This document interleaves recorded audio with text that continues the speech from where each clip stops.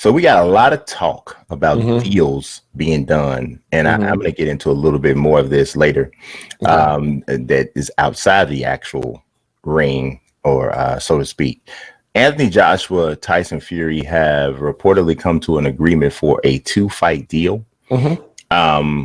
Now, this is obviously separate from the mandatory third fight between Tyson Fury and Deontay Wilder. So give me your perspective on the validity of this thing, Mm-hmm. what all is connected to it. I want to know what your take is. So first of all, I mean, I wouldn't call Fury Wilder 3 mandatory. I mean, there was a rematch clause. Wilder exercised it. Fury can't get around it unless Wilder was willing to take step aside money, and that's not happening. Wilder has exercised that option. He's going to fight Tyson Fury in a third fight. Where that's going to take place and when that's going to take place is still up in the air. The idea that Tyson Fury and Anthony Joshua have agreed to fight twice sounds great, but who cares?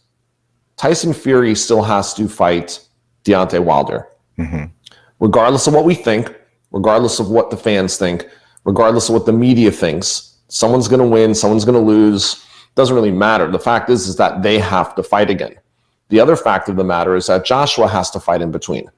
I don't suspect if he fights, Pulev, that's going to be too much trouble for Joshua. But I still do think that Deontay Wilder, has an opportunity to beat Tyson Fury. And so this is where I'm going with this. The idea that Fury and Joshua reached an agreement to fight each other twice, it's irrelevant. It doesn't really matter, because here's what's happening right now. As soon as they announced that, and they didn't have to announce that, there was no need to announce that. As soon as they announced that, WBO president Francisco Paco Valcarcel said, look, that's great that they want to fight each other twice. However, Joshua's going to have to defend his title against Usyk next, or run the risk of getting stripped. Mm-hmm. And so what that means is it looks like the IBF is up next in the cycle of unifications, mm-hmm. which means that's Pulev. And then let's just say that Joshua fights Pulev. Let's say that Fury, Wilder fight for a third time.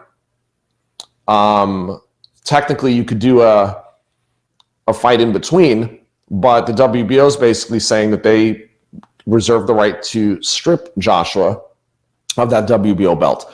Now, while boxing fans might not care, it would be nice to have a unified heavyweight champion.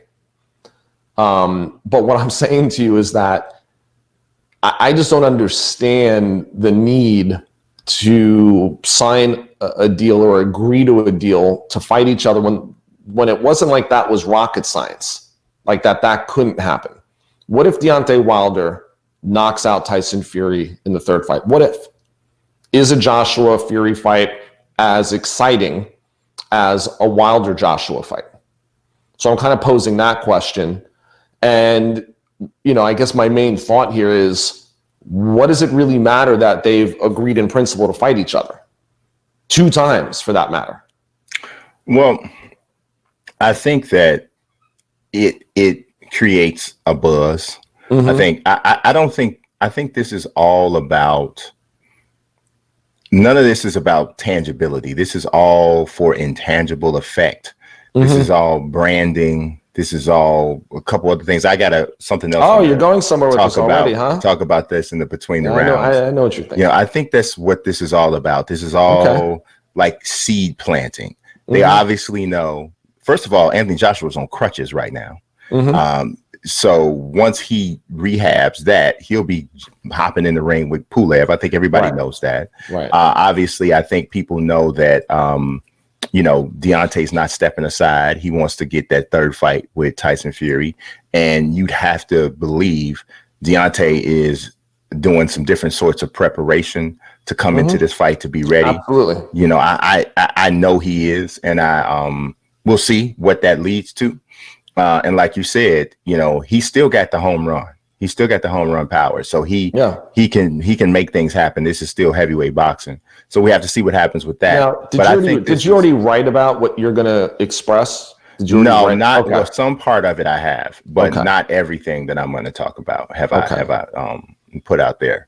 So and actually I decided to save it for the this portion of it for the Fight Guys specifically because as of right now I don't think it has leaked anywhere else. So and if you're watching, stick around because you know it'll all make sense when Brian talks about it. But to the casual, to the lay fan, an announcement like that is like, okay, it was a little bit of clickbait and misleading.